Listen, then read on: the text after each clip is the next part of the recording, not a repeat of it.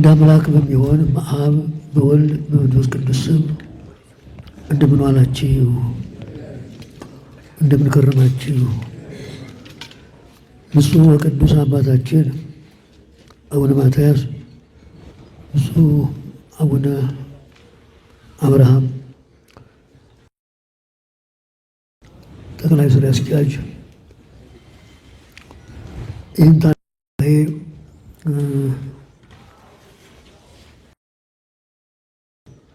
ከያላችሁበት የቤተ ክርስቲያን ስም የመጣችሁ የተሰበሰባችሁ ሰዎች፣ ሊቃውንት፣ መምህራን ትንሣኤው በሰላም አደረሳችሁ።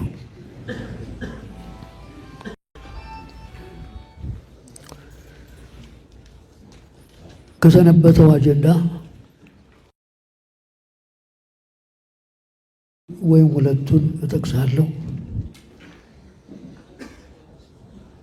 ምክንያቱም ሲተላለፍ የሰነበተው በሚዲያ ዓለምን አስደንግጧል። ዓለምን እንዲሸበር ከሽብር ላይ ሽብር እንዲጨመር አድርጓል።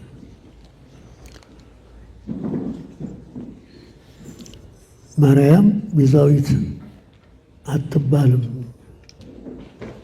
የሚለው አነጋገር ዓለም እየተነጋገረበት ነው። ለምን? ሕገ ወጥ ስብከት ነው። መስመር የሌለው በቤተ ክርስቲያን በመላ ኢትዮጵያ ተነግሮ የማይታወቅ ጊዜ የአጋጣሚ ስብከት እንጂ ጉሳተ ልብ ይባላል። ተሰውረ ሲኖር ጊዜ ያገኘን መስሏቸው ጥፋታቸውን ለመግለጥ አድባራት፣ ገዳማት፣ ሕዝብ፣ ሊቃውንት በከፍተኛ ደረጃ ነው የሚነጋገርበት። ስለዚህም በተመለከተ ጥቂት አስታውሳለሁ። ትእዛዙን ለማክበር ነው። የትንሣኤ ሥርዓተ ዘአንበሩ አበዊከ፣ አዳምጡ። እኔ ለጉራ አይደለም፣ መጽሐፍ ቅዱስ ነው። የትንሣኤ ሥርዓተ ዘአንበሩ አበዊከ፣ አባቶችህ ነቢያት፣ አባቶችህ ሐዋርያት፣ አባቶች ሊቃውንት በየዘመናቸው የተነሳባቸውን ችግር ለማስወገድ ስርዓት አታፍርስ።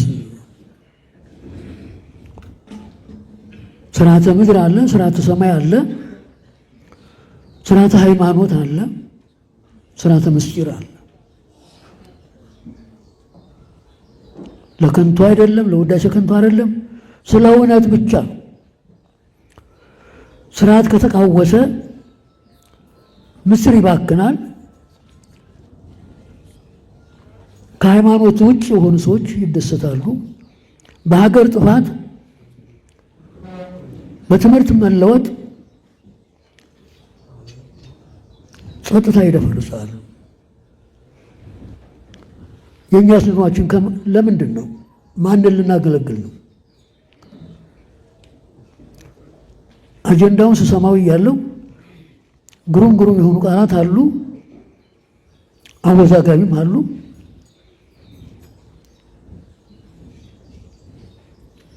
የአነጋገር ስህተት መስለው የሚታዩ በሊቃውንት ደረጃ ተሰምተዋል። ሳይረዱ ማስረዳት፣ ሳይማሩ ማስተማር ውድቀት ነው። ተው። ጭብጨባ የለም። ጭብጨባ ማደናገሪያ ነው።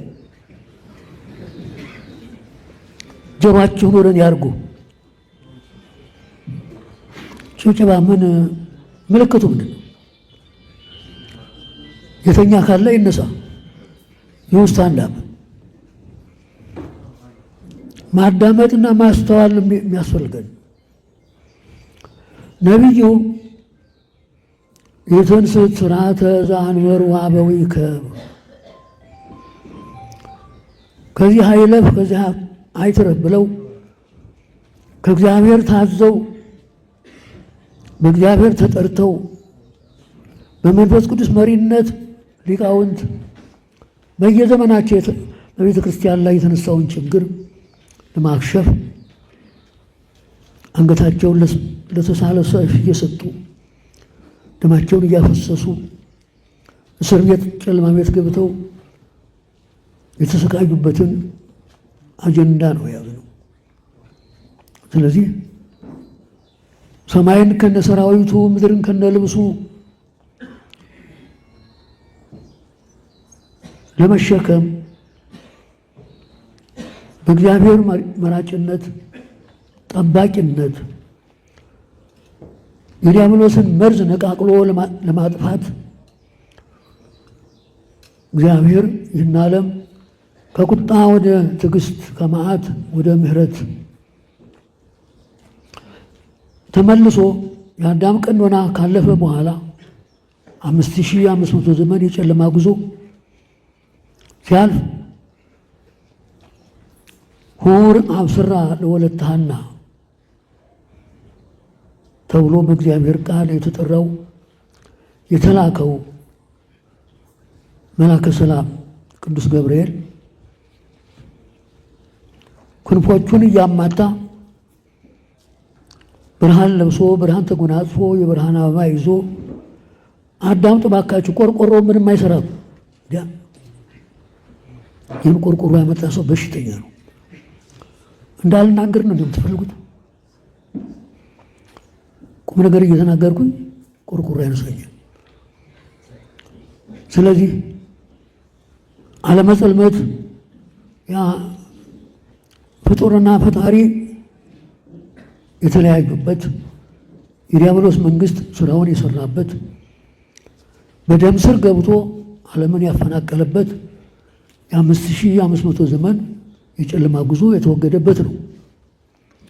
አስተጋባተነ እግዝእትነ ቅድስት ድንግል ማርያም እንዘ ውስተ ጽልመት ሀሎነ በጨለማ በድንቁርና በቁራኝነት የፍጥኝ ታስረን ከጨለማ ወደ ጨለማ ከነፃነት ወደ ጉስቁልና ተማርከን የገባንበት የ5500 ዘመን ጨለማ ጉዞ የተወገደበት ምስጢር ነው የምንናገረው። ዲያብሎስ በጽነቱ ተንኮል የበተነውን ዓለም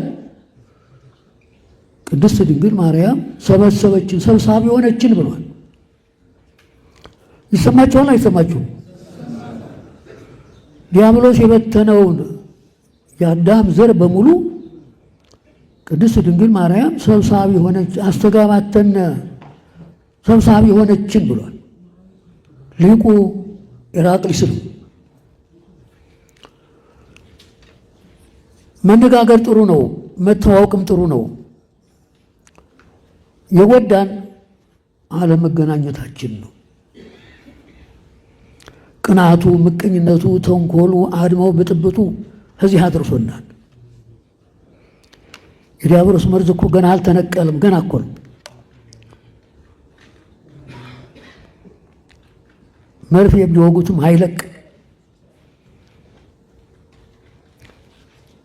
ሊቃውንት በየዘመናቸው የገጠማቸውን ችግር ለማስወገድ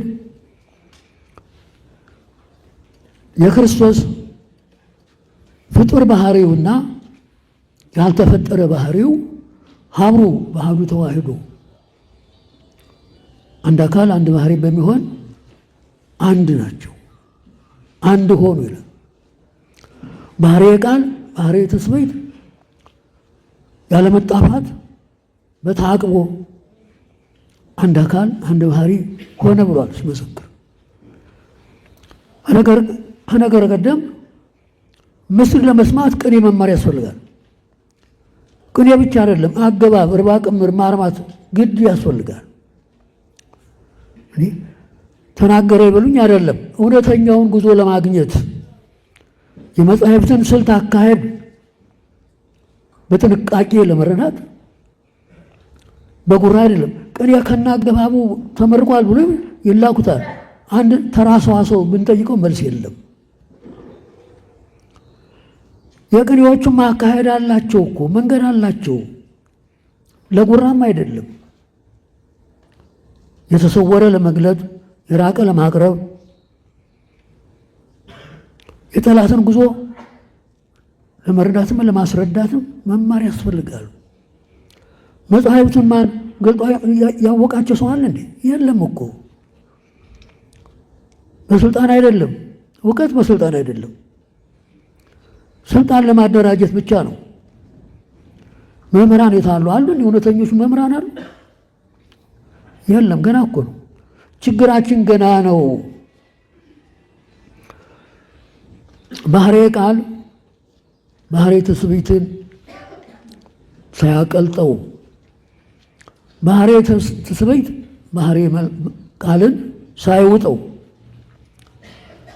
ባህሬ ቃል እርቀቱን፣ ምጥቀቱን፣ ኃያልነቱን፣ ቀዳማዊነቱን፣ አስገኝነቱን፣ ኃይሉን እንደያዘ ባህሬ ትስብእትም ግዙፍነቱን፣ ደካምነቱን፣ ውሱንነቱን፣ ደካምነቱን እንደያዘ በታቅቦ አንድ አካል አንድ ባህሪ ሆነ። አንድ አካል አንድ ባህሪ ሆነ። ሙሴ በትንቢቱ በደብረ ሲና ባየው ዕፀ ጳጦስ ላይ ሐመልማሉ ከነበልባሉ ነበልባሉ ከሐመልማሉ ሳይለይ ነበልባሉ ሐመልማሉን ሳያቃጥለው ሐመልማሉም ነበልባሉን ሳያጠፋው አየ። ይህንን እነ ቅዱስ ቄርሎስ እነ ቅዱስ ኤፍሬም አብራርተው በሚገባ አስቀምጠውታል። ወልት ሚያስተይል በእንቆ ባህሪ ስጋሁ ስጋሃ በስጋሁ ወብርሃና በመለኮቱ።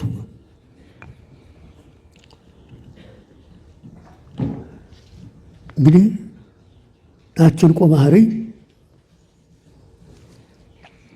በፀሐይ ጸዳል ነው የምትወለደው። ወፈ ብርጋና የምትባላለች። ኤፍሬም ተርጉሞታል፣ አብራርቶታል። ባስልዮስ ዘአንጾኪያም አጽድቆታል። ወፈ ብርጋና የምትኖረው በጥልቁ ሐይቅ ውስጥ አዟሪት የሚባል አለ፣ ዝብድግ የሚባል አለ። በዚያ ውስጥ ነው የምትኖረው። የባህሩ ቅዝቃዜው ሲከብዳት ከባህሩ ወጥታ ሽቅ ወደ ሰማይ ወደ አየር ወጥታ በ6 በ7 ሰዓት ሙቀት ፍለጋ አፈ ማኅፀኗን ገልጣ ክንፎቿን ዘርግታ በአየር ላይ ትቆማለች። ከፀሐይ ሙቀት ከፀሐይ ግለት ሙቀት ትሰማለች። ከነፋስ ግዘፍ ትነሳለች። በዚህ አድርጋ እንቁን ትጸንሳለች። ጸንሳ ተመልሳ ወደ ሐይቁ ትገባለች። እንቁን የምትወልደው ከሐይቁ ውስጥ ነው። በየትርጓሜው ይታተታል። እዚህ ግን በገጸ ንባብ ነው ያለው።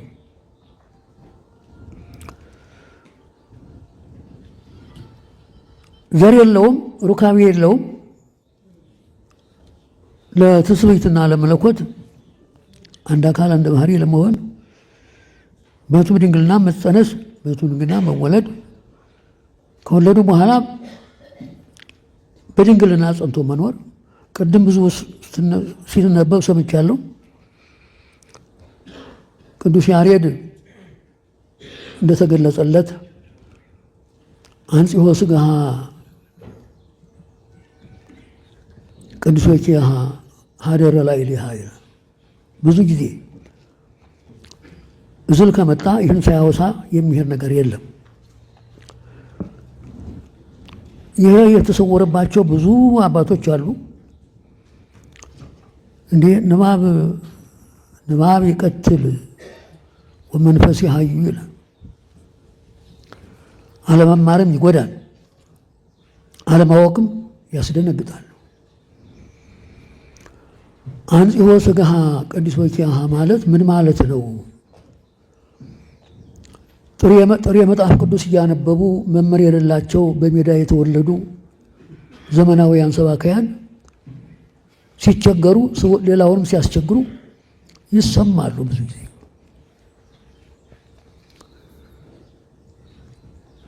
ድንግል በተፈጥሮዋ እንኳን ከአካሏ የሚወጣ ስሜትም የለባትም።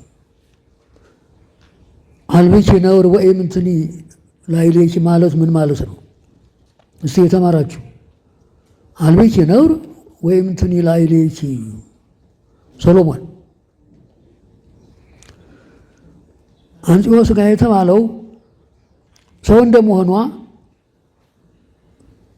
እሱም ባለቤቱ ጌታችን መድኃኒታችን ኢየሱስ ክርስቶስ እናትና ልጁ ሥጋ ተዋሂደዋል። እህል ውሃ በሚቀምሱበት ጊዜ ስንዴ ወይም የወይን እሸት ይመገቡ ነበር። ይመገቡ እንጂ ሰብአዊ ባህሪያቸው እንደኛ ተለውጦ ከአካላቸው የሚወጣ ነገር የለም። ለምን? ባህሪ መለኮቱ አቃጥሎ በላበት ይጠፋ ነበረ ይላል። ይሰማችኋል? ግን ከአካሉ ወይም ከአካሏ የሚወጣ ነገር እንደኛ እንደ ፍጡራን እኛ የበላነው የጠጣነው ተለውጦ አሰሩ ወጥቶ ይወድቃል። ንጥሩ በደም ስር ገብቶ ኃይል ይሆነናል፣ ደካሞች ስለሆነ። እነሱ ግን ግዙፍ ሥጋ የሚዋሃዱም ሰው መሆናቸውንም ለማረጋገጥ ቢበሉም ቢጠጡም መንፈስ ቅዱስ አቀባም ከርሰ እማ ይላል። ከእናቷ እማ የተባለችም ደግሞ ሔዋን ናት፣ ሐና አይደለችም። ከሔዋን ከእናቷ ወይም ከአባቷ ከአዳም ባህሪ ጀምሮ ንጽሐ ጠባይ አልተለወጠባትም።